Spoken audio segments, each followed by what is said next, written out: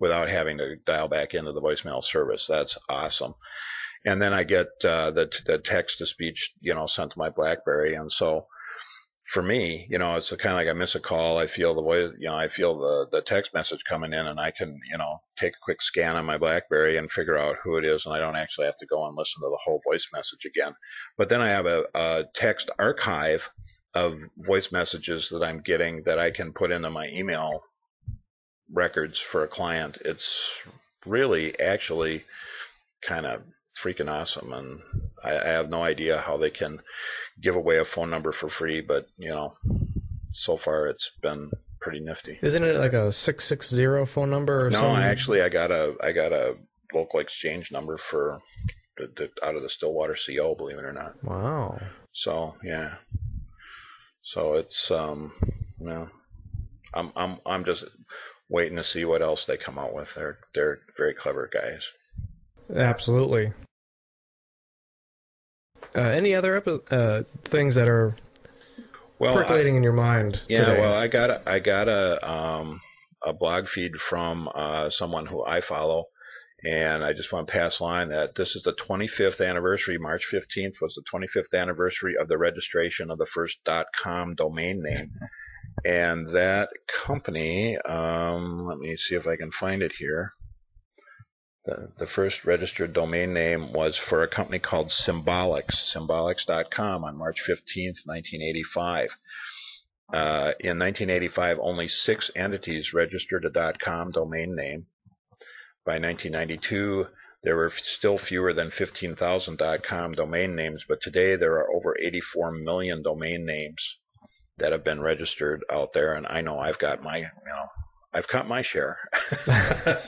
And it's just really, really awesome when you consider, how short a time it's been since there was no internet, and how far we've come and how fast it's happened. It's just mind-boggling. Now, you've been in the telecom world for many years. Yeah, since when would you say? Yeah. When would you say was the initial time where a home user could go out on the internet and find something useful? Boy, that's a really good question. I had my first dial-up internet account in 1994, and after poking around out there on a 14.4 Hayes compatible modem, I just kind of gave it up. I couldn't figure out what I was doing out there or why anybody would care. By 1997, I was working for U.S. West, and they were and really still are a huge internet service provider. Now part of Quest, of course, but they were a big backbone provider from the get-go, and getting on high-speed internet at the job, all of a sudden it's like, holy cow, what have I been missing? And as soon as they came down the street, I got a high-speed connection with Comcast, and on a bad day, it's the last thing I'm not paying for anymore. I'll give up driving my car before I'll give back my internet connection. So it's become a big part of my life in so many ways. I must spend anywhere between $5,000 and $20,000 a month on buying parts online for the business, and anytime I need to know anything, I just Google up a question, and poof, and there's like 400 answers, and you generally take a look at the trending and go with the answer that appears to be more consistent with most of the answers. You got to be a little careful, because information on the Google is not fact checked by anybody. Right, just because it's on the internet doesn't mean it's so by any means. No, and so you have to kind of use take a look and see where the vast majority of opinions are trending, before you decide to put your truth stake into it, if you will. But and I can't imagine being a PC repair technician before the internet. You had, your random, machine that's malfunctioning, and you don't know what's going on with it.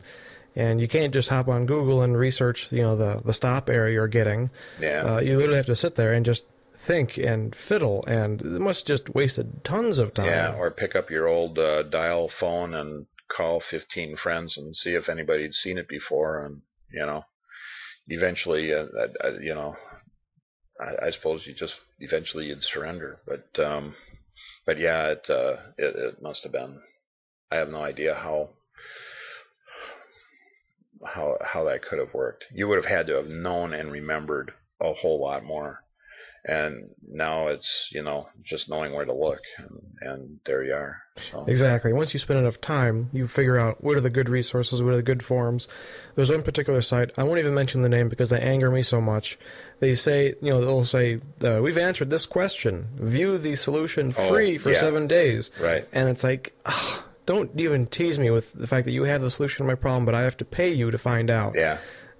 Because it's just not in the budget to do that. Not when I know that somewhere out there on the net I can get the answer for free. I just need to spend an extra 2 minutes looking for it. Yeah, and I'm with you on that. I do not belong to any of the paid for ideas places, because I just find there's just too much good free stuff. And it's not like I'm not contributing back. I post tips and comments in my blog, and if I work on a particularly thorny problem and think that the resolution was interesting enough to post, I'll write it up, and and it's out there, and I'm not charging anybody a penny for any of that stuff.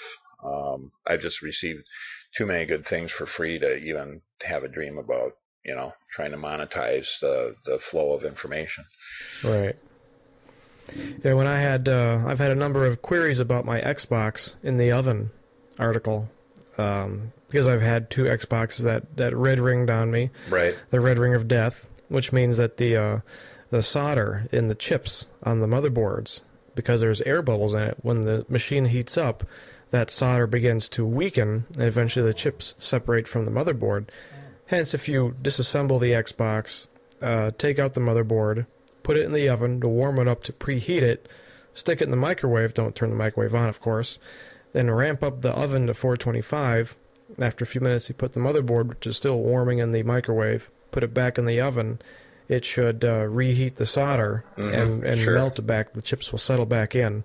And then you can have another 2 weeks of playtime before it invariably breaks again. Oh, good deal. And I got a lot of good feedback about that one, because granted it's not a end-all fix, but it allows you to at least... Yeah, if you're out of warranty and you just don't want to buy another one, then you just need to save your games or something. Yeah, it's a solution. Right. Kind of reminds me of my freezer trick for failed hard drives. If you gotta have a hard drive that's just absolutely won't spin.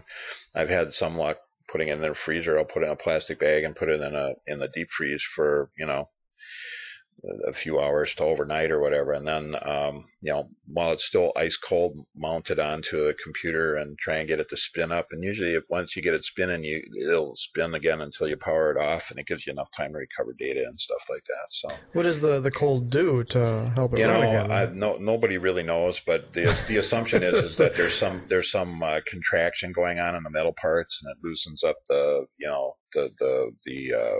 bearings enough for the plate to come around again or whatever. I have no idea. I've used this technique maybe 12 to 15 times, and only 3 times was the damage to the hard drive to the point where I couldn't recover anything. And usually in those situations you can hear it's pretty much the read-write heads that are they're going mental in there, and the plates are spinning, but the read-write's shot, and there's really nothing for that. But if it's just a matter of not being able to get it to turn up, chilling it down will sometimes help.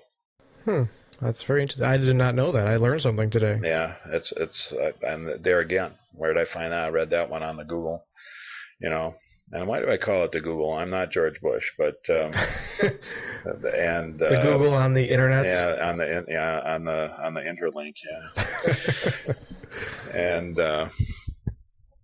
But yeah, that's kind of an interesting thing. I know that my son had the same problem with his Xbox 360, but he had purchased his at Sam's Club that has a super secret, like lifetime return kind of a thing, and plus he works there, so he's got a little pull. Oh. But